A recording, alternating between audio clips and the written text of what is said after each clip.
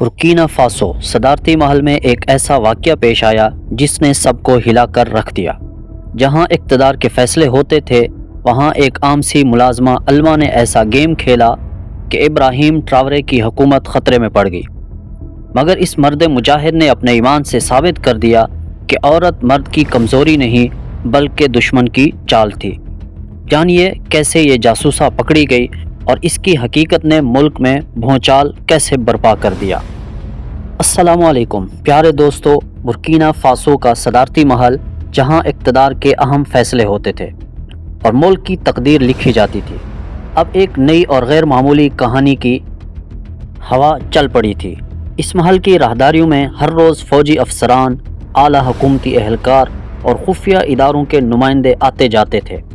جہاں ہر معمولی سے معمولی شخص کی بھی جانچ پڑتال ہوتی تھی، لیکن ایک دن ایسے شخصیت نے ایوان اقتدار میں قدم رکھا جس کی موجودگی کا کسی نے تصور تک نہیں کیا تھا۔ اس شخص کا نام تھا الما، جس کی خفیہ سرگرمیوں اور سازشوں نے وہ گل کھلائے کہ برکینا فاسو میں بھونچال آ گیا۔ ابراہیم ٹراورے نے اپنے کامل ایمان اور بصیرت سے ثابت کیا کہ اگرچہ دشمن عورت کو مرد کی کمزوری سمجھ کر استعمال کرنا چاہتا تھا، مگر ایک مضبوط ایماندار قائد ایسی چالوں میں نہیں آتا۔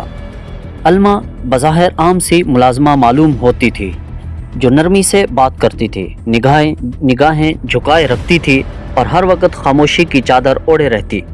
وہ 24 سالہ نوجوان لڑکی ایک نجی کمپنی کے ذریعے اس محل میں بھرتی ہوئی اور حیرت انگیز طور پر تمام حفاظتی مراحل سے کامیابی سے گزر چکی تھی۔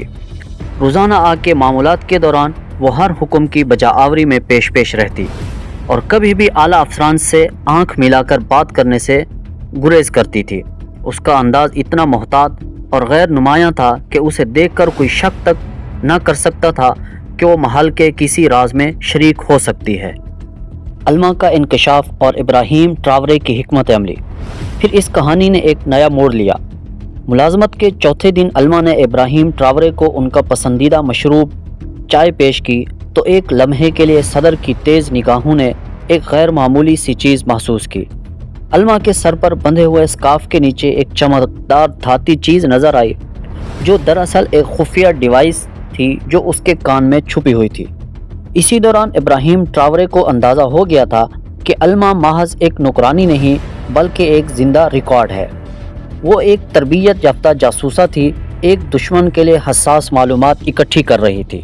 تاہم ابراہیم ٹراورے نے نہ کوئی شور مچایا اور نہ ہی فوری طور پر کسی سیکیورٹی کو بلایا۔ انہوں نے اپنا رد عمل انتہائی چالاکی سے چھپاتے ہوئے معاملے کو خاموشی سے سنبھالا اور اسی لمحے ایک پیچیدہ لیکن نہایت شاندار حکمت عملی ترتیب دی گئی۔ یہ حکمت عملی ایسے جھوٹ پہ مبنی تھی جو دشمن کو حقیقت لگے۔ وہ جھوٹ کا محور الما کو بنایا گیا۔ اس کے ذریعے دشمن کو مسلسل جعلی معلومات پہنچائی گئی، جیسے کہ ملک میں فوجی بغاوت کی تیاری ہو رہی ہے اور مشیروں سے مذاکرات ناکام ہو چکے ہیں اور جنرل موسیٰ کے ساتھ حکومت کے شدید اختلافات ہیں۔ دوستو، یہ تمام خبریں دشمن کو گمراہ کرنے کے لیے تھیں تاکہ وہ اپنا اصل منصوبہ ظاہر کر دیں اور جوابی کارروائی پر مجبور ہو جائیں۔ یہ مہم اس قدر مہارت سے چلائی گئی کہ دشمن نے صرف 72 گھنٹوں میں رد عمل دینا شروع کر دیا۔ دشمن کی نقل و حرکت بڑھ گئی۔ مشرقی سرحد پر بغاوت کی علامت سمجھے جانے والی گاڑیاں جمع ہونے لگی۔ خفیہ ریڈیو چینلز پر پیغامات کی غیر معمولی اضافہ ہوا۔ جعل شناخت کے حامل افراد ہر شہر میں متحرک ہو گئے۔ آپریشن ایکو کرٹن اور دشمن کا تعاقب۔ جیسے ہی دشمن نے حملے کی تیاریاں شروع کی، اسی وقت آپریشن ایکو کرٹن کا آغاز کر دیا گیا۔ شہر کے اندر 6 خفیہ چھاپے مارے گئے، ایک پرنٹنگ پریس جو خفیہ پیغامات کے لیے استعمال ہوتا تھا اور ایک ڈینٹسٹ کلینک جہاں سیٹلائٹ سے جڑے آلات چھپائے گئے تھے۔ یہ سب مراکز الما کی غیر محسوس سرگرمیوں اور فراہم کردہ معلومات کی بدولت سامنے آئے۔ جب مشن مکمل ہو گیا تو یہ برکینا فاسو کے صدر ابراہیم ٹراورے نے الما کو تنہائی میں بلایا، ایک خاموش کمرہ جہاں صرف سچ کی آواز گونجتی تھی۔ ابراہیم ٹراورے نے گہری متوازن آواز میں الما سے کہا، تمہارے سامنے 2 ہی راستے بچے ہیں، تمہیں یا تو ان کے حوالے کر دیا جائے جن کے لیے برسوں سے تم کام کرتی آئی ہو، یا تم میرے لیے کام شروع کر دو۔ کمرے میں ایک لمحے کو خاموشی چھا گئی۔ علما جو اب تک نرمی کمگوئی کا استعارہ تھی، آہستگی سے اٹھی، جیب میں ہاتھ ڈالا اور وہ چھوٹا سا خفیہ آلہ میز پر رکھ دیا جو اس کی شناخت کا حصہ تھا۔ اس کی نظریں جھکی ہوئی تھی مگر لہجے میں عجیب سی تھکن تھی۔ تنظیم کا اصل نام، رابطہ نمبرز اور اندرونی ڈھانچے کی پیچیدہ تفصیلات سب کچھ سامنے آ چکی تھی، لیکن ابراہیم ٹراورے نے سوال کیا، وہ کون ہے جو سب سے اوپر ہے؟ تو علما خاموش ہو گئی، اور یہ خاموشی خوف کی نہیں تھی، یہ سکوت ایک گہری حکمت کا غماز تھا۔ اس کا مطلب یہ تھا، اصل خطرہ محل کی دیواروں سے باہر نہیں بلکہ ان کے اندر چھپا ہوا ہے، ایک ایسا دشمن جو بظاہر محافظ ہے مگر حقیقت میں سازشی ہے۔ اور یہی وہ لمحہ تھا جس نے پوری بساط ہی الٹ دی۔ دوستو، اگلے چند دنوں کے اندر ہی ابراہیم ٹراورے نے مخصوص اداروں کو اس کیس کی تفتیش کا حکم دیا۔ گہری چھان بین، فائلوں کی باریک بینی سے جانچ پڑتال اور ریاستی ڈیجیٹل سسٹم کی نگرانی کے بعد ایک ایسا نام سامنے آیا جس کا کسی نے خواب بھی نہیں سوچا تھا۔ وہ تھا وزیر یاسین ٹراورے، ابراہیم ٹراورے کا سگا کزن، بچپن کا دوست اور قومی سلامتی کا ممبر۔ ابراہیم ٹراورے نے اس چونکا دینے والے انکشاف پر غصہ اور انتقام کا بھی مظاہرہ نہیں کیا۔ نہ کوئی گرفتاری عمل میں لائی گئی اور نہ ہی خفیہ اجلاس بلایا گیا۔ اس کی جگہ برکینا فاسو کے صدر نے ایک نیا جال تیار کیا، ایک اور جھوٹ، ایک اور فریب۔ لیکن اس بار ملک کے وسیع مفادات کے لیے صدر نے جعلی خفیہ فائل تیار کروائی جس میں حساس معلومات شامل کی گئی، اور اس فائل کے یاسین کے علم میں لائے گئے بغیر ایک غیر سرکاری بیرونی ملک کے سرور پر اپلوڈ کر دی گئی، اور چند دن بعد اسی سرور سے تنظیم کے چینل پر وہی معلومات گردش کرنے لگیں تو شک یقین میں بدل گیا۔ اس بار ابراہیم نے یاسین کو علیحدگی میں بلایا۔ ایک سادہ کمرہ، ایک خاموش میز، اس پر ایک سفید کاغذ پر صرف ایک سطر لکھی ہوئی تھی، یہ تمہاری دستخط شدہ غداری ہے۔ یاسین نے مسکرا کر کہا، میں نے یہ سب بقا کے لیے کیا، تم نے جنگ چھیڑی، ہم نے جنگ کے سائے میں جینا سیکھ لیا۔ ابراہیم نے گہرے سکوت میں جواب دیا، تم نے میرے اعتماد کو ٹھیس پہنچائی، تم نے ایک ایسا کھیل کھیلا جس کی قیمت میرے لوگوں نے اپنی جانوں سے چکائی ہے۔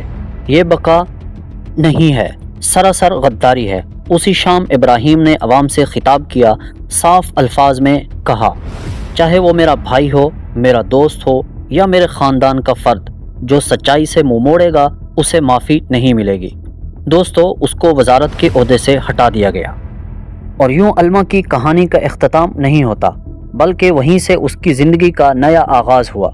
وہ لڑکی جو اپنی آنکھ کھولنے کے بعد مسلسل بندوقوں کی آواز، بارود کی بو اور لاشوں کے مناظر کی عادی ہو چکی تھی، اب ایک نئی سمت کی طرف بڑھنے لگی۔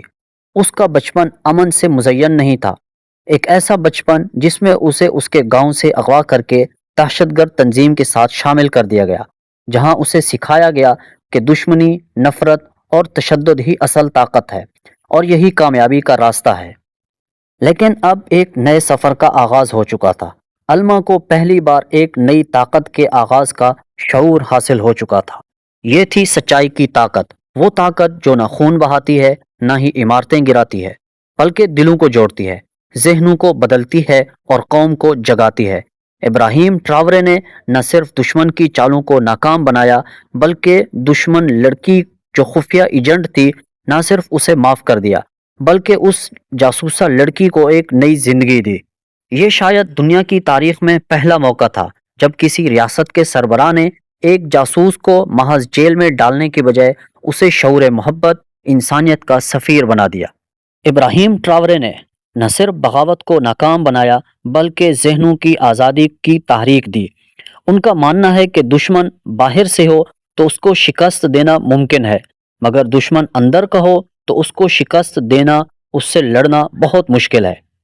دوستو، اگر آپ چاہتے ہیں کہ دنیا ایسے رہنماؤں کے بارے میں جانے، ایسی بہادر لڑکیوں کے بارے میں سنے جو ماضی کے زخموں سے نکل کر شعور، امن، ترقی کی طرف بڑھے، تو اس ویڈیو کو دوسرے دوستوں تک ضرور شیئر کریں۔